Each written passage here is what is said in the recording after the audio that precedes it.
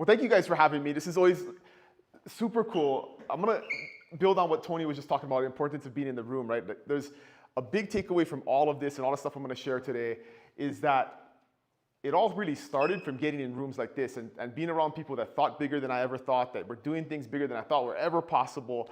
And so now that I'm in a position, blessed to be in a position to give back, I think it's super, super important to do that because somebody did that for me years ago and it totally changed my life and totally changed my business. So that's a big, important part about being in rooms like this is I recently got to speak at an event and I went to that event years ago and I felt like I didn't belong there, like it was people that are way above my level and I was out of their league. And then I realized a few short years later, the only reason I get to speak to that room is because I went into that room not feeling like I should have been there, right? And so that's kind of the progression that happens. And what's so cool about these events, you get to meet people like Tony. That's the only connection we've had is meeting through real estate events. And so it's definitely enriched my business and my life and had lots of new friendships. So super cool to have you guys here and thank you for taking the time to come and hear the story. So I'm going to start with just quick background. I don't want to spend too much time on this, but just so you can kind of see the progression because everybody sees where you're at and they think you were like born that way, but it's really been a 20-year story of overnight success, right? So I was born and raised in Kīnā. I still live there. In '99, I was a wayward kid. I didn't know what to do with my life, so I did join the Marine Corps. I thought that'd be a good idea. And that ended in 2003 after we invaded Iraq. I came home and I met my wife on leave from Iraq and I made a strategic decision that I had a girl going to college on the other side of my island, so that's what I was going to do after the Marines. So that's how I ended up back on the Big Island and I went to UH Hilo. That led to a job in Hawaii politics. I got involved in student government and so I ended up working for the governor right after college.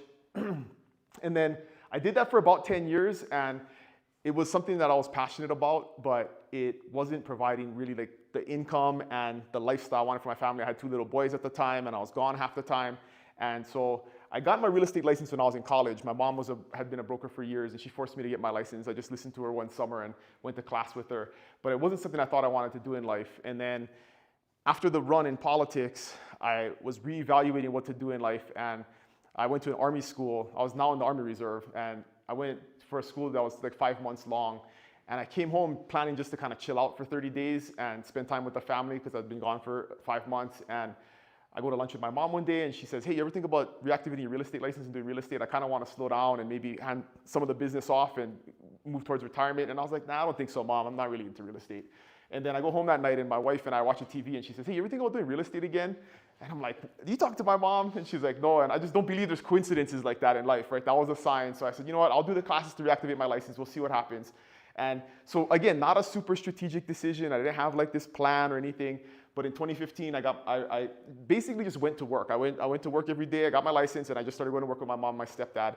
They were at a long-standing Coldwell Banker franchise in Kona, and everything was hunky-dory. The first 3 years, I was a moderately successful agent. I'd sell 20 properties a year, do 9 or 10 million in volume, and our franchise got bought. And as life works out and fate has it, the new owners of the franchise I just didn't really jive with from just a vibe and cultural kind of standpoint. And so I had just gotten my broker's license. I was thinking, okay, I can go out and start my own brokerage. And I started looking at that and researching that. A KW franchise wanted to open on the Big Island. And so I was talking to the brokers about that, potentially being the broker for that office.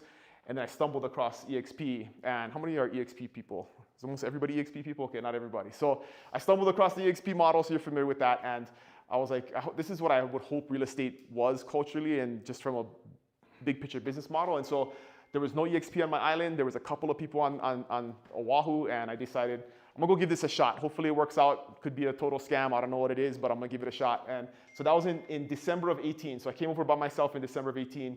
I had gotten my brother licensed about a year prior to that. And so he was kind of the first one that came with me, and a couple of friends came with me that were just waiting for me to figure out what I was gonna do. And so that started in 18, and then in 23, we ended the year the #1 team in Hawaii, and that's of all brokerages. And then we're number 11 in the whole entire company of EXP, 90,000 agents. So it's a mind-blowing 5 years, right? Yeah. Now, so I'm gonna tell you how that all happened. So this is kind of the quick growth trajectory, right? So at the end of 2019, just friends kept joining. So at the end of 2019, there was like 12 of us, and we did 95 units and 43 million. And then in 2020, there was more friends that kept joining. So it really wasn't a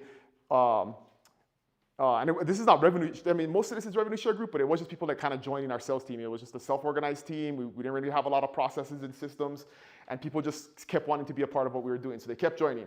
And so 20 was an okay year. It was COVID, right? Hawaii was shut down, so we had a little bit of growth in 2020. And then in 2021, we had this humongous rocket ship that took off in 2021. That's a lot of it is due to my wife, who was a school teacher for 16 years. I don't know if I convinced her, I don't know how, but she came to work with us, not for us, right? So she came to work with us on the team. She's not a realtor, but she came with that educational background and started managing me better, putting systems into place, creating educational content that was actually made sense and was well thought through and was coming from a beginner's mindset. So we had a lot of growth in 2021 because of just the structure that we put into place. And then in 2022, that growth continued. We did 197 million and 520 units. We got up to 72 agents. And then in 23, we ended at 268 million, 607 units. And then we just cracked 100 agents at the end of 23. So crazy. I mean, it's been a wild ride over 5 years, and it seems like it's fast. But if I think back on it, it was like really slow, and there's a lot of grind, and there's a lot of lessons learned, and a lot of mistakes. And so we're going to go through all of that today. All right. Okay, so I kind of broke this up. I'm a systems kind of minded person, so I kind of broke it up into 3 pillars. And my slides are like not exciting, right? I'm just a text-based, like the slides are to keep me on track because I can go all over the place. So the first thing, anytime we're talking about team, and depending on where you want to go in your business, right? Even if you're going to bring on an assistant or just a couple of buyer's agents, Tony was talking about adding 1 more transaction a month, which is always the goal. But what about adding 10 more a month, right? You got to do some different things to do that. And I read a book called 10X is Easier Than 2X. Have you guys ever heard of this book? It's a great book. And one of the key takeaways with that is that to increase your business by 10%, or just double your business, there's probably 50 things you can do. But if you want to 10X your business and really scale it, like there's only a couple of things you can do. So if you really put time and energy into that, it's almost easier to 10X your business than it is to double it, right? That's the whole premise behind the book and business. And so that's really what's happened, right? I mean, there's a ton of things I could have done from going from 20 to 40 transactions, but there's not that many things. And this may seem simplistic, but they're simplistic in terms of like the buckets of things you got to work on, but there's lots of stuff inside of it, right? And so you just got to take it kind of one step at a time.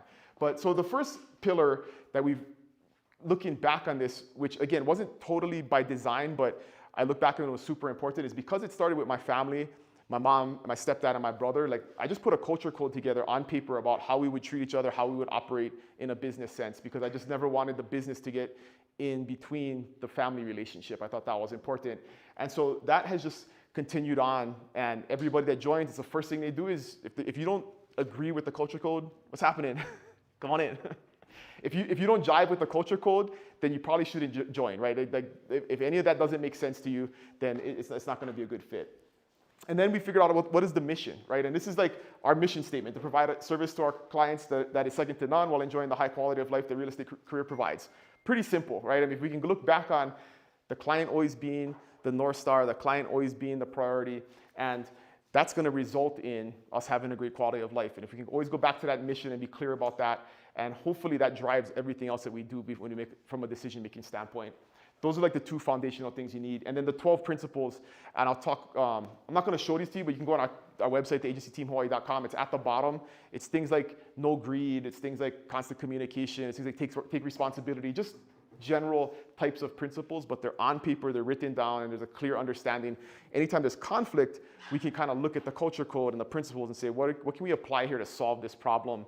And not have to have like tons and tons of rules and regulations, right? Just having overarching principles on how we do business. So that's kind of the foundation. Oh, did I miss something? Oh, the last thing is a value proposition. And I'm gonna talk about this real quick. This is something that I think I just talked about in Maui, and I have a whole YouTube video on this, that a lot of agents aren't real clear about, like what exactly is your value proposition? What makes you special? Everybody talks about this, but I don't know if we spend enough time. There's a super cool AI prompt that I can send you guys that helps you do this through AI, where it questions you and it figures it out, and then it applies it to all of your marketing going forward. But this is a big one where we have a very unique value proposition. So I'll walk you through this for the team, and this has been the mindset going forward, and how we build and then how we market to clients is being different than everybody else, right? Because in my market, there's 1,600 realtors, there's 10,000 in the entire state. There's plenty of people to choose from. We all have tons of realtors in our markets. What makes us different? So in the last year, we finally accomplish that we're a statewide operation. So one of our main value propositions is if you're looking or evaluating real estate purchase in Hawaii, we can take care of you anywhere in the state within 2 hours. Like if you want to see property in Honolulu and Kauai, we can make that happen. If you want to see Kihei and Maui, we can make that happen. And that's, even though there's statewide brokerages, there's no statewide operation that's a team that can actually make that happen. And so that's a big thing that we market as we talk about that a lot of times people are not sure where they want to be, or they're not sure if they want to be in a condo or a house, or they want to buy vacant land and build. We have agents that are experts in every single area of real estate, REOs. I mean, you name it, there's somebody on the team that can help provide expertise so you don't have to rely on your individual agent's expertise, and hopefully they know enough to help you accomplish whatever your goals are. We got the ability to service your needs no matter agent's availability. This was something that was always important to me as an individual agent growing into a team. Was I just never wanted to have to be available 24/7, right? Like a lot of times agents have to be, and I just thought it made more sense to have some friends, have some people that can help, share the commissions with them, and that way I can take the weekends off with my kids, or I rarely work past 3 o'clock in the afternoons. My rare afternoons I'm working after 3, but that's the kind of quality of life I want, so I got to figure out a way to make that work, right? And this is a big one, is your agent can have that lifestyle, but still you're going to be serviced, right? If you need to be taken care of on Sunday or after hours, there will be agents available to do that. And then now we have 130 agents across the whole state, and I always remind clients, hey, this is something that we're going to do. If you're a buyer and you have a specific need, we're talking about that at our meetings. And if somebody knows something that's off market, or they know something that's coming up, or maybe they have a property that would work but isn't really obvious, we have a brain trust of a lot of people looking out for your interests. And then on the sell side, if you put your market on a property with us, like 30 agents are going to show up and make social media content and talk about this thing and throw it in the newsletters and put it all over social media. It's going to be crazy, and it just doesn't happen like that when you have like an individual agent. So that power of the group is something that's, if we're communicated properly, can be very attractive, right, to a seller. And I can talk fast, you guys. So if I'm going to slow down and expand on anything, the group's small enough where we can do that. So just like stop me and I'll stop, because I can go fast.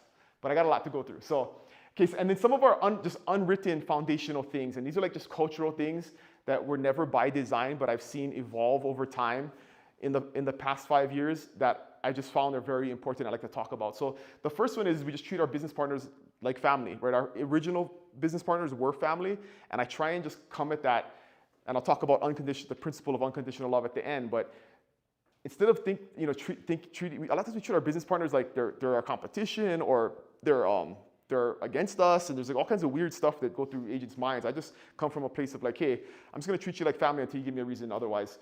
Paying it forward. This is a big thing that's really helped the growth of the team, especially with young agents, is in the beginning, anybody who needed help, we just stop and help them. And then when that person becomes experienced, they have this responsibility now that's unspoken, that if somebody comes in and needs help, they just stop and they help them. And it's like a pay it forward mentality that has organically grown in the culture. But it's a cool thing where you have the office, and if a couple agents are working on something and a young agent comes in and they need help on a listing, like people will stop, get on the computer with them and help them do it, even if their mentor's not there. We've got lots of other support systems in place, but that's just a cool thing that I've seen develop, where now I see agents who are just 6 months into the business but are doing well. They're like paying it forward to the next agent that's brand new, and it's just a cool cultural thing that has developed that is super important.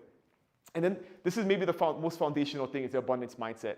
I preach this all the time, but this is something that in the real estate space is like scarcity mindset to the max, right? Like everybody's like your competition. If you win, I lose. And we just don't subscribe to that. I mean, I think we can all win together. I think there's plenty enough business. I can show this mathematically in every single market where people think it's a very competitive market. But really, if you look at how many agents are actually doing business and how many transactions there are, you don't have to look at the total agent count, right? You got to look at the top 10, 15, 20% that are actually doing business, and there's really not that much competition. There's plenty of business for those top 10 or 15%. You just got to be one of them, right? So if you go in with that mindset that we can all, the rising tide raises all ships, it changes the way we kind of treat each other and the way we view the world. All right. Pillar 2, so that's all kind of foundational philosophical stuff, right? About culture and how we treat each other and how we view the world and our mindset.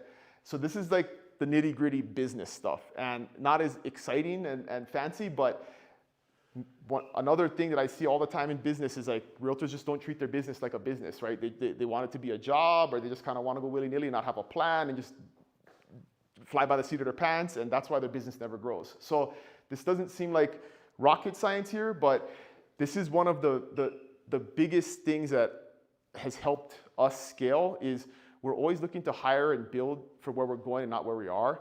And I think this is a thing that holds a lot of agents back is that they wait till they have too much business before they hire an assistant, but they don't hire an assistant because they have too much business to train the assistant. And so it's like a conundrum, right? Where it's like, then you just get on the hamster wheel of always not having enough time. So it works not only with hiring, but it also works with your systems. I tell agents, foundational thing in the beginning, get an accounting system. Act like you actually have money that you have to account for, right? It's like a fake it till you make it kind of thing. But if you wait till you have a lot of cash flow and a lot of expenses and then you don't have an accounting system, now you have issues with taxes and you have all kinds of other issues to fix it. So start from the beginning, build your systems, simple stuff like accounting, but also database, marketing systems. Act like you have a bigger business than you actually do. So when you grow into having that big business, it's all there and it's not something that you got to catch up on and go back to. So building for where you're going and not where you're at. And then we're always told this, but so many people don't do it, right? We actually like write down our goals and we do it with everybody. We have the whole entire team do this every year, twice a year. And that way we have a clear understanding. One of our overarching like goals within the team is we don't have like production standards, but I want to make sure that I understand what your personal goals are. If you're a full-time mom and you just want to do 5 or 6 deals a year as a side hustle, we want to help you do that. If you want to be a top producer and do 50, we want to help you do that. But I got to know clearly what your goals are, honestly what your goals are to help you do that. So we do this as a group and as a team, and then we can kind of see as a team, what should our goals be for next year? Because everybody's contributed to that. It's not my personal idea of what we should be aiming for. How's it going? Yeah. Come on in. All right. Okay, so the next piece of the building the business is documenting everything. I'm a huge believer in templates. Anything that you do once, you should never do twice. I mean, like I rarely write emails because they're all templated. I just cut and paste and maybe change a couple of things. I mean, this is true of everything that we do with contracts, with marketing material, you name it, there's a template for it. And then that makes it really easy to give to teammates, right? When team members join, they have this whole document library of templates that they can use to make their life easier and then make them more efficient so they don't have to do stuff over and over and over again. Standard operating procedures. This is probably a military thing, but I love step-by-step instructions on how to do anything that's important, right? So I could take anybody, I could take my 15-year-old and say, hey, here's what you gotta do. And it's like, step 1, do this, here's the link. Step 1, do this, here's the link. Step 2, here's the form. And you just can go through and take a brand new agent, give them the resources, and if they're halfway intelligent, like they'll be able to figure stuff out very, very quickly, and it takes the burden off of having a mentor have to sit down with them or a broker sit down with them. And so anything that you can do, it seems daunting, but if you really want to duplicate your business, this is like the #1 thing you got to do is write down everything that you do the way you do it. So when you bring somebody on, they can do it the way you expect it to be done, and there's no misunderstanding. The expectations are clear, and it can be hard, but it's definitely the dividends are like 100 times over when you actually take the time to do it and actually just create a standard operating procedure. And then you boil it down into a checklist. So once the agent does it, goes through an SOP 3 or 4 times, they're gonna understand the process. And now they just need a checklist to go through and make sure they don't miss any steps, right? So it's kind of a condensed SOP that makes it easier, reference document that they can go through and fulfill that process.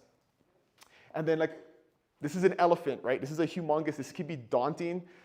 My advice is just do like 1 thing a week or 1 thing a month. Like just start with 1 thing, and the next thing you know, over 12 months, you're gonna have this humongous set of resources that then you can give to somebody else or just implement in a team.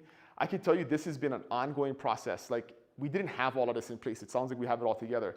It's like constantly we're like, oh my goodness, we never thought about this. Or my wife will identify that agents are having trouble with something which all of the leadership thinks is second nature because we've just been doing it for 10 years, right? And so then we're like, okay, we gotta make an SOP for that. So this is a constantly evolving thing. We have to change them based on market conditions and other things. So once you have it, easy to shift, but just start 1 bite at a time, right? Because it can be daunting to say, well, I gotta do all of these things, write all this stuff down. But if you just make a goal, 1 hour a week, and just spend time, I'm gonna go through my listing process, or I'm gonna go through my buyer consultation process, or even like, how do you get a listing actually on the market, right? At what point do you call the photographer? At what point do you call the stager? At what point do you input it into MLS? It's all stuff that if you've been doing the business for a while, you take for granted, but if you had to take somebody off the street, could you give them a document that would walk them through all of that and do it exactly the way that you want it done? So, SOPs, all right.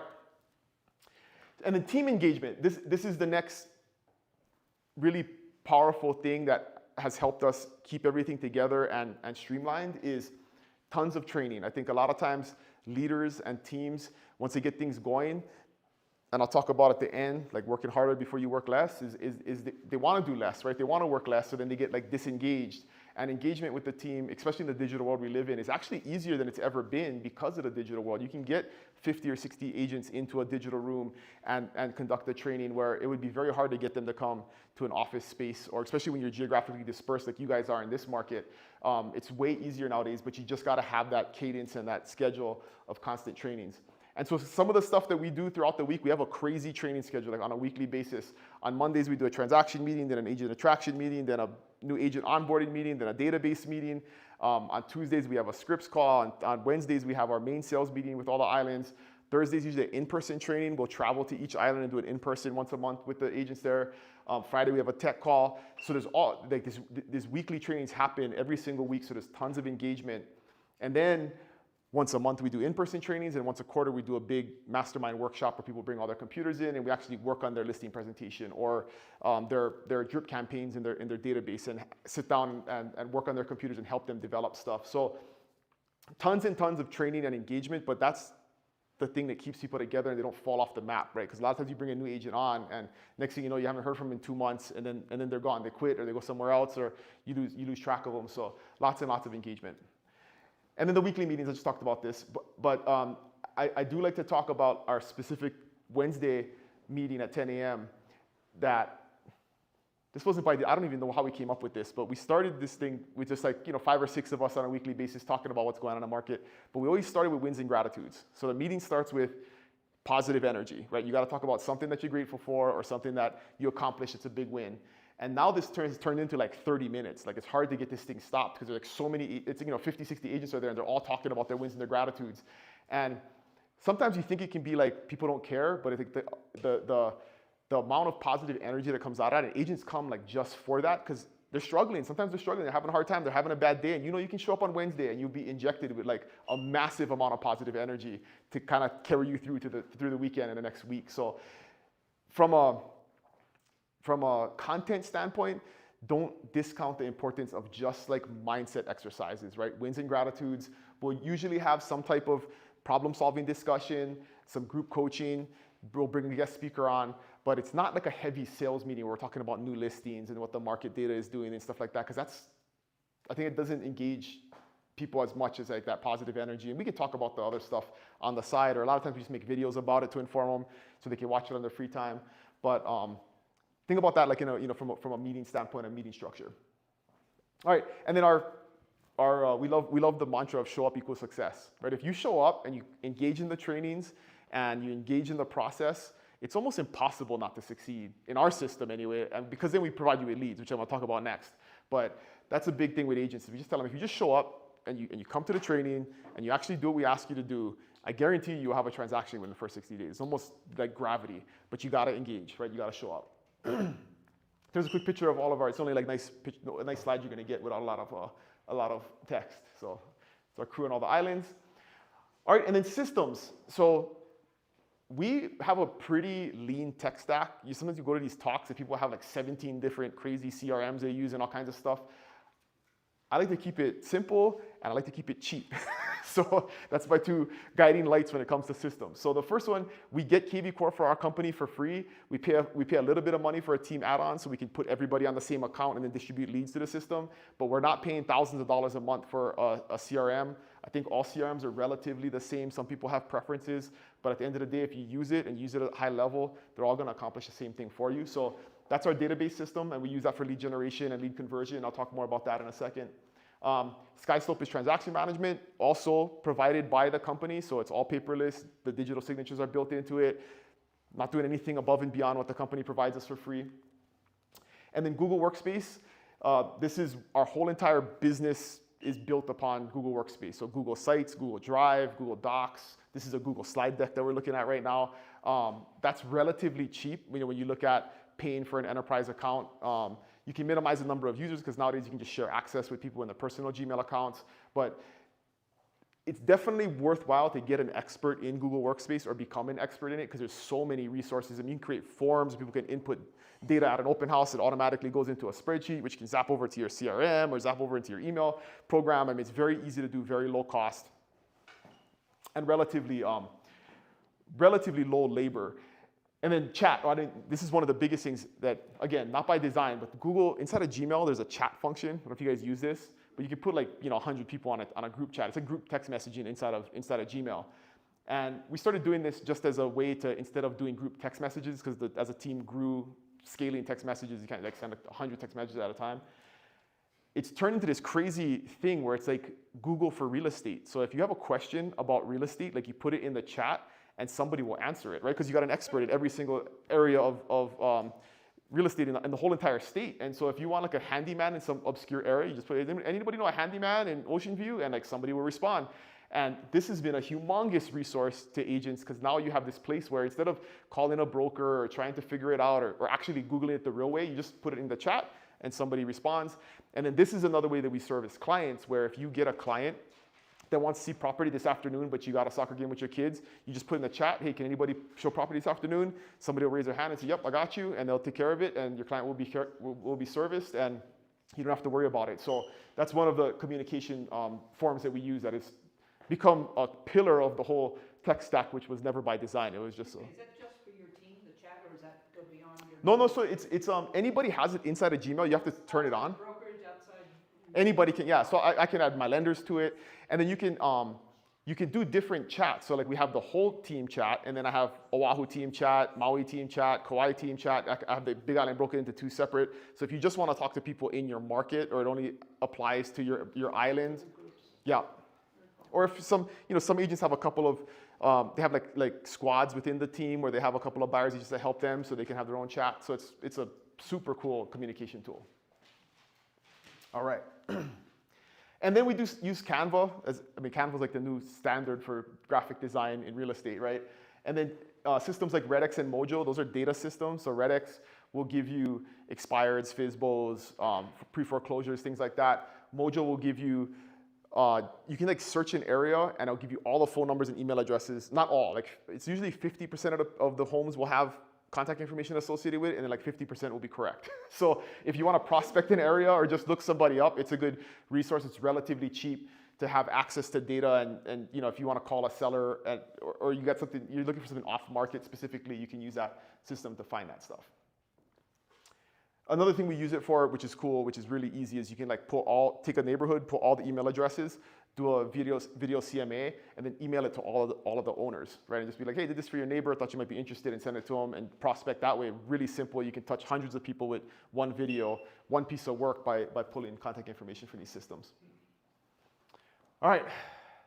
And then big lesson learned is don't be wed to one system. We've actually had a lot more stuff in the past, and we're like, this is expensive, we're not really using it, does this make sense, should we switch? And so that's a big thing is I think it's hard when you get ingrained using one thing to maybe understand at some point you've outgrown it. So that's a big lesson learned is just be wed to your spouse and not the system, right? All right, so that's pillar 2 is systems, all of those processes. And then pillar 3 is choke leads. Anybody know what choke leads means? Huh? I've not heard that one. Okay, this is Hawaiian pidgin language. Okay, choke means plenty, lots of, you're choking on it, right? Choke leads. So it's a joke. It's a joke that we have amongst the team, but that's our code word for our lead programs. Is our goal with leads is to provide choke leads, right? Choke leads. So okay, so the issue is, and we are primarily online lead generators, and people say, well, the leads suck, right? And you always hear this from agents. No matter what lead source they get, everybody says the lead sucks, right? But then I always ask, or is it you, right? Because it's probably not the leads. It's probably you. So and we can solve this problem by just doing stuff the right way, because I don't believe any lead sucks.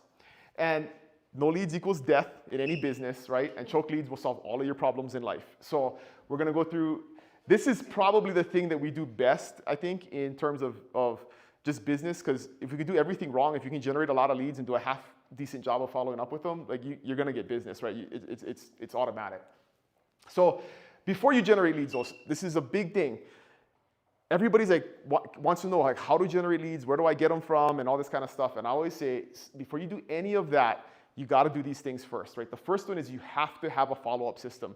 Think about, document, what is your follow-up system comprised of? Because if you generate a lead with no follow-up system, the lead is a complete waste of time. There's no reason in spending any money or any effort on a lead that you don't have a long-term follow-up plan designed for. So this is very clear, right? How many times do you call them, text them, email them, and then what kind of system do you put them on so that we talk to them forever? And I'll talk in more detail about that. Are you retargeting them on social media and on Google? Those systems are way more important than actually lead generation, because you can generate way less leads and convert more if you have the systems in place first. So focus on that first. And then identify your value proposition. We talked about this in the beginning. What are you telling the lead, right? If you generate leads and you have a good system, but you don't have anything to tell them on why they should work with you, why are they going to convert, right? So that's another pillar you have to figure out, is what is your value proposition? And then you got to develop valuable content. This is probably, the hardest or the most uncomfortable thing. I believe heavily in video. If you can generate a library of video content that's valuable to your market, that's what you'll use for all of this, and I'll talk about how that all works and what we do. But you have to generate content that's not AI-based and not something that you bought from some vendor that will give you an automated email once a week or whatever, but like actually valuable content about your marketplace that somebody is going to care about and actually consume, right? So that's a huge one, is developing valuable content. It's hard, but again, one bite at a time. If you develop one, the way I started with video was, I'm notoriously lazy person, and I was like, I keep getting asked the same 5 questions about Hawaii real estate. Like, what lava zone is it in? What's a leasehold property? Like stuff that's specific to our market. And so I just decided, you know what, if I just shoot a video on this, every time I get asked a question, I'm going to email them the video instead of calling them or emailing them back, right? So that was not my pure intent, but I was like, that's why I started doing video. And then I thought, I read somewhere that you got to be consistent. So I'm like, is there 50 questions I could answer? Because then that would be 1 year of content. And then I wrote down 50 questions of things I could answer. And I'm like, yeah, I have 50 questions. And then so I just made 1 video a week for a year. And that started 8 years ago, and I've been doing it ever since. I mean, there's been hundreds and hundreds of videos that we put out. And then it's turned into a huge library that we use to retarget leads. So we'll get there with more on that. Defining what a lead is to you.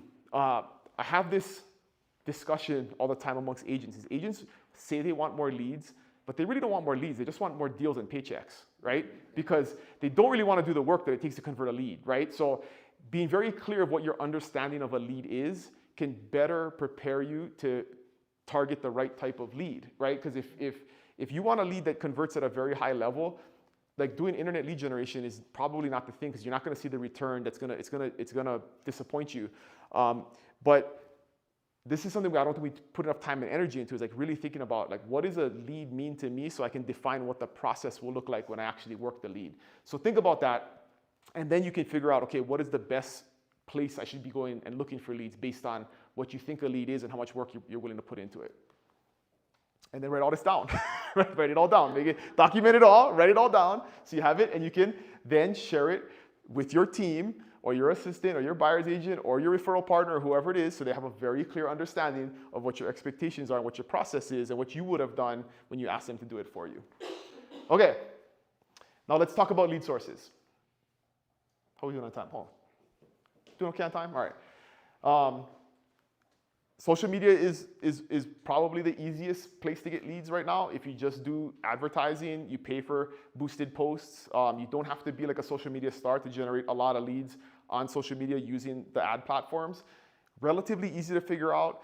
There's not a lot of science behind it on the real estate side, because Meta, right, that owns Google, Facebook and Instagram, restricts how you can target people based on fair housing, right? So a lot of times there's just a let them figure it out. You check that box, you make real estate content, and you let Meta figure it out, because they know who's looking for real estate, right? And you put that stuff out. You can do it relatively low cost. I mean, anywhere from a couple dollars a lead to like $10 a lead on the high end, but you can generate a lot of leads with a small amount of money just using the built-in platforms. You can pretty much learn how to do it in 10 minutes on YouTube. It's not super hard to figure out how to do if you want to start with social media advertising. And then of course the organic stuff. Again, you can use your valuable content that you've been generating on video to target people and post on social media, which is then going to generate leads off of social media too. So social is the first one. Google pay-per-click, again, there's lots of different ways to do this. I would just pay somebody to do it. Like, don't figure it out. Don't be a Google expert. Just pay somebody to manage an ad campaign. And again, you got to kind of think about, and AI can help you with this now, is figuring out what kinds of things are going to attract the right kind of people to click on your ad. But get a professional to help on this, and it's relatively, this can get expensive, right? 50, 60 bucks a lead based on your market and how competitive it is. But that's another great place. Referral partners, this is a big one. This is why I go to events and I go to national events and I'm in Tom Ferry coaching and all those things is you build national referral partners. And this turns into just a huge lead source for the team, because when people think Hawaii and they've seen me at an event, like, I'm the first guy they're gonna call, right? So it's a really easy way to have inbound lead generation is just through national networks. So it may seem expensive to fly to another city and pay for the cost of an event, but if you get one referral out of that event, it pays for itself 3 times over, and over the course of years, you're gonna get many, many more. So spend the time building a national network. YouTube is by far the best. Kind of talked about video already, but real quick on the way the system works that we've built is I post a video once a week about real estate in Hawaii. In the description, there's plenty of calls to action. So there's a way to book a meeting. There's lots of different landing pages for different types of property searches. And if you book a meeting with me, you fill out a form, and then based on the form, my leads manager will look at what the person is looking for and then figure out the profile that best matches on the agent side, and we'll do a 3-way call with the lead, because they want to talk to me, right? They've been watching me on YouTube, but I'm not going to actually show them property or do anything. So then I have the client come on. I say, hey, Tony's the expert in this area. He's going to help you. He's going to show you property when you come to town. We do the handoff, and then they take the lead from there. It's like the easiest conversion ever, because they've been watching you for 6 months. They know, like, and trust you. There's no needing to. Your value proposition is already proven, and they're great. You'll attract. Here's the thing that I like was like mind blowing to me is you attract good people, because if they don't like your personality and how you come off on video, they're not going to call you, right? So you don't get somebody that you have a personality conflict with, because you're only going to attract your vibe, right? Your vibe will attract your tribe, and that's a really yeah, you don't realize that until it actually happens, and you like meet the greatest people and you make the greatest friends off of YouTube. So it's weird. They think you're like a TV star and you're like just you just post videos on YouTube. But we're Zillow Flex partners, so this is something that's not necessarily available to everybody, but that's a huge lead source for us. We did 130 transactions for like 60 million just off of Zillow last year, so we're big believers in that. I know people have different opinions about Zillow, but not only the leads, but they provide amazing training for our agents that has really helped in all areas of the business. Their scripts are second to none. Their processes are second to none, because they have so much money invested in making sure that we convert leads. And so Zillow's another one if that's available. And then industry partners. This is a big one. Evolve is a vacation, short-term vacation rental management company that's national. We have a relationship with them that if anybody wants to buy a short-term rental in Hawaii, they call us. Bigger Pockets is an investor. Anybody familiar with Bigger Pockets? They're like an investor network. We have a relationship with them, so they send us leads. The property managers, right? All the property managers who don't do sales or do short-term rentals. So just think about in the industry, in your market, like who can you build a relationship with and then create that exclusive relationship where you have a referral partner that, again, understands your process, because that's, again, your value proposition is different from a referral partner to a client, but you want to think about what your value proposition is to a referral partner so they know it, like, and trust that if they send you somebody, you're going to take care of them. Okay, and then lead conversion. We're going to go a little bit fast to the end of this here. This is the thing that I think agents are worst at in life, but it's not their fault. It's just they don't know how to do it, right? This is a skill that's learned. And so I feel like a team leader's number one financial responsibility is to help agents become experts at lead conversion. And the way we do that is through training, right? Lots of training. And now Monica handles a lot of that, where she does like weekly. It's funny because she never sold a house, but like weekly she trains agents on how to convert leads on the first conversation. So you don't have to be, and you have to understand the content. You don't actually have to have ever done it, right? And that's another thing with building a team, is figuring out the who, not the how. And you don't necessarily have to be the one that has done it before. And so the kind of pillars to that is asking the right questions. I don't know how much language like training you've had or stuff that you've gone to, but there's huge differences in the way you ask questions, right? And that's a big thing. Like for us, the basic script is try and book an appointment right off the bat, right? Don't ask how you're doing. Don't ask, what their name is. Try and book an appointment right off the bat. If that doesn't work, ask them what they liked about the property. Don't answer questions about the specifics because you're not going to know the answers to them. It's just going to create an awkward conversation. So ask them what they liked about it so you can collect information.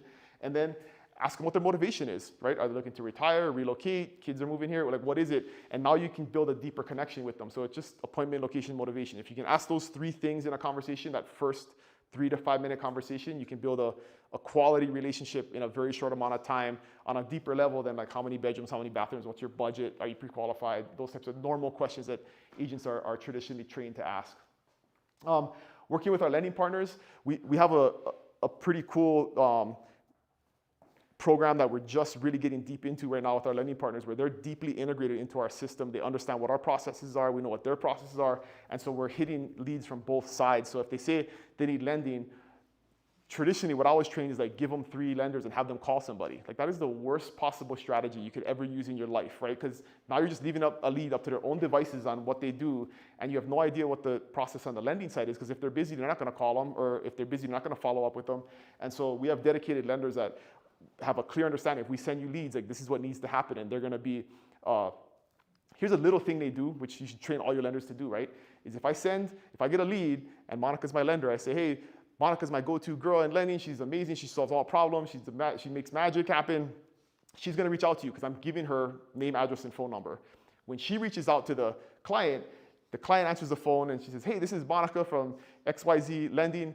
I cannot believe that you connected with Dylan Onaka online. He is the most amazing real estate agent in all of Hawaii, right? I mean, we do this back and forth thing, and now this lead's like, holy crap, I hit the jackpot. Like I got like the best guy in the world plus the best lender. Like how did that even happen? And so lead conversion, right? And they don't go dark on you. So little things like that can just increase your ability to generate more leads or convert more leads.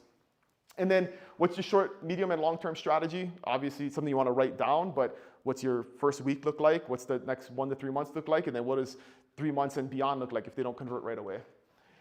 And then, again, systems. We're going to talk about this next, but if they don't convert right away, this is a pillar of our system, is that you will never, ever stop hearing from us. You will get a weekly video email from us forever until you die or you unsubscribe, right? So we never give up. Like we're gonna try super, super hard in the first 60 days, but if that doesn't work out, like you will get an email from me every single week forever.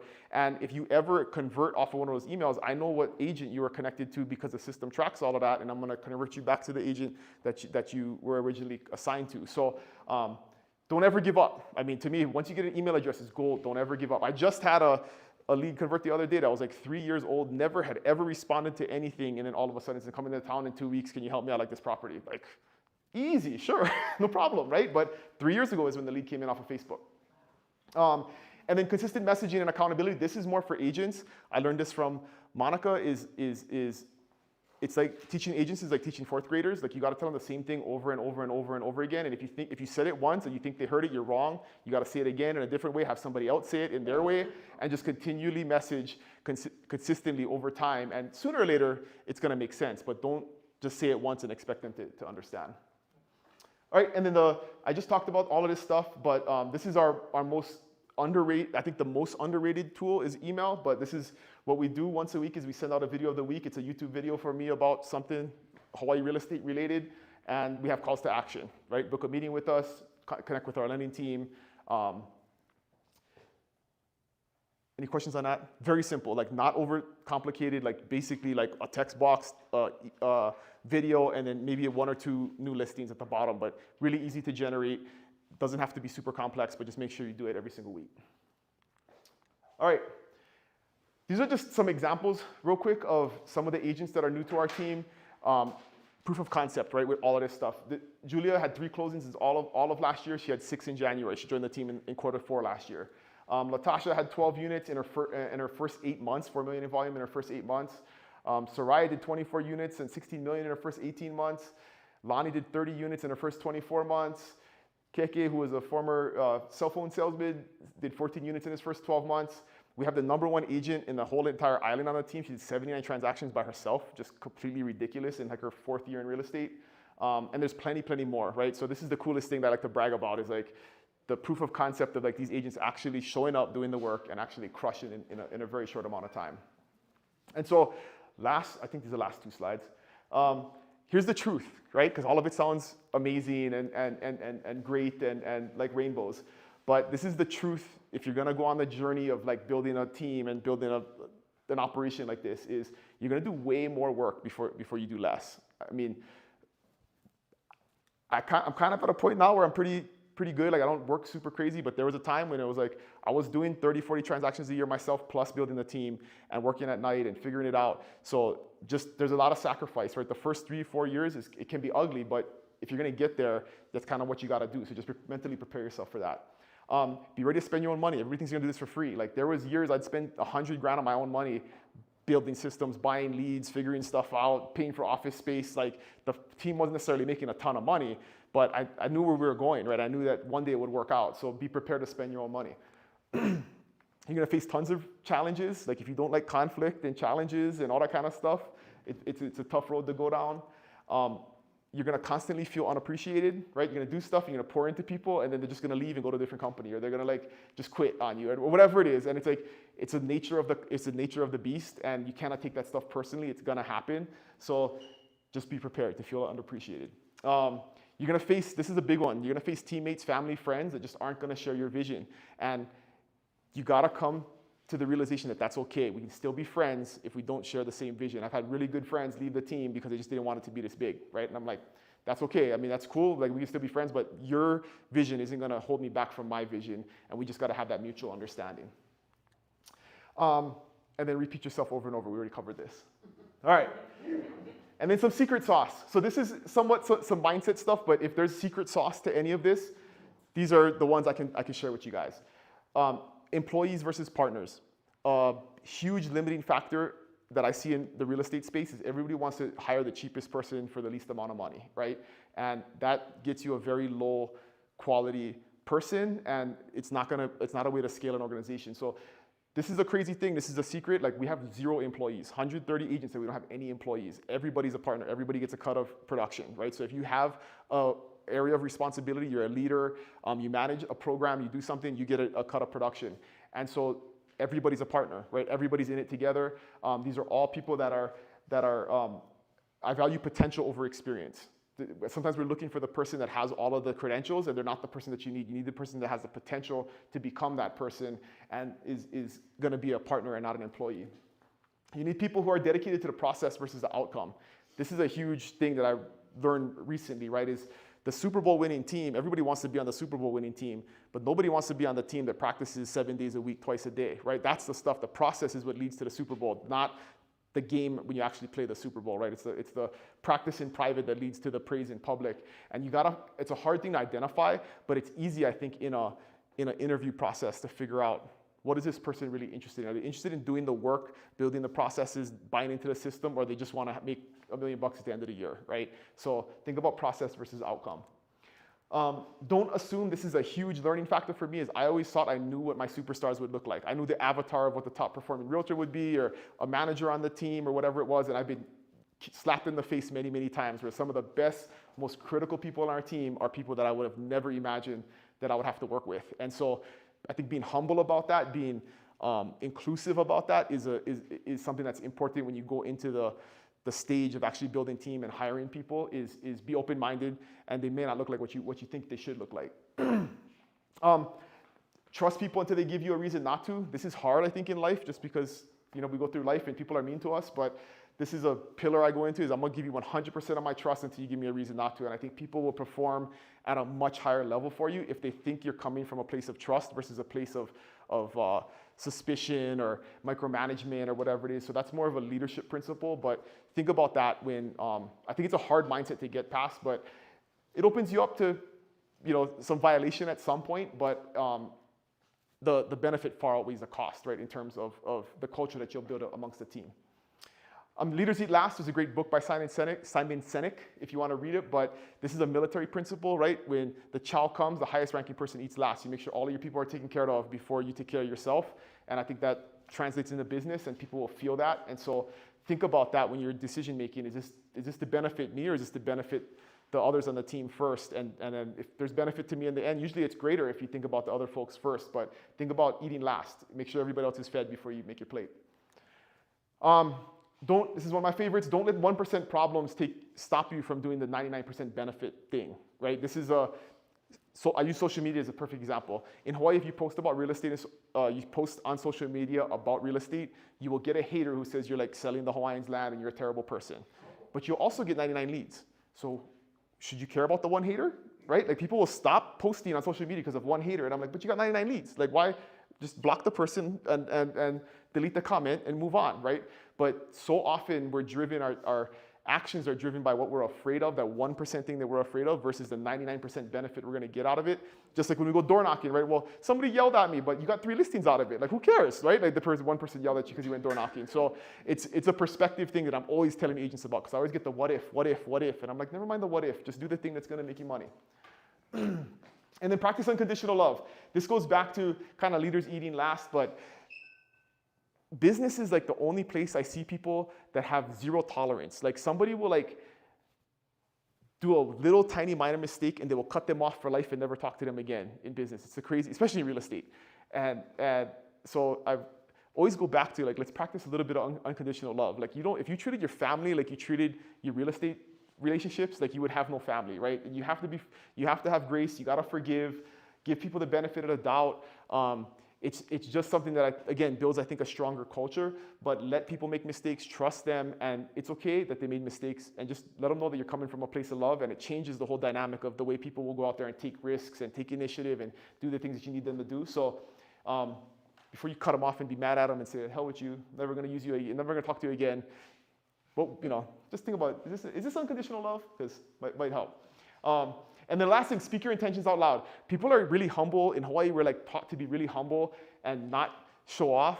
But this is something that's huge. That girl I talked about that did 79 transactions, she talked about this at a speech she did about she speaks her intentions out loud about what she wants to be. She's 26 years old and she wants to be the #1 realtor, sell 100 houses. And she says that stuff. It's audacious in our market for somebody to ever say that. But she did it, right? And so I've learned from that. I've learned from somebody very young and new in the business.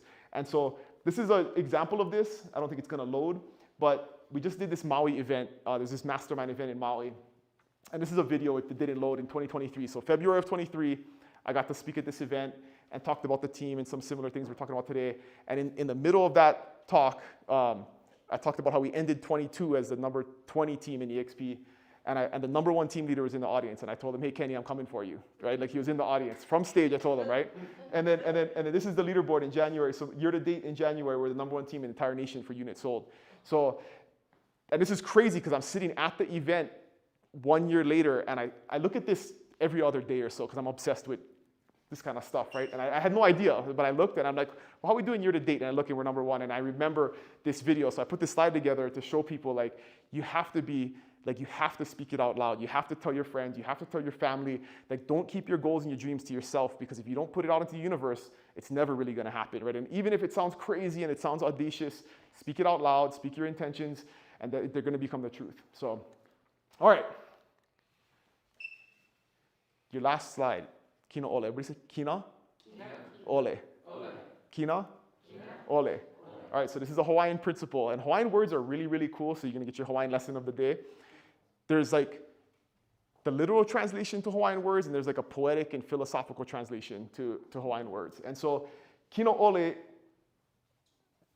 in a direct translation, Kīnā is like flaw, and Ole is like without. So without flaw, like flawless, right? It's kind of the way you could literally translate Kīnā Ole. But this is what it means philosophically and poetically. I'll do the right thing in the right way at the right time in the right place to the right person for the right reasons and with the right feeling the first time I do it.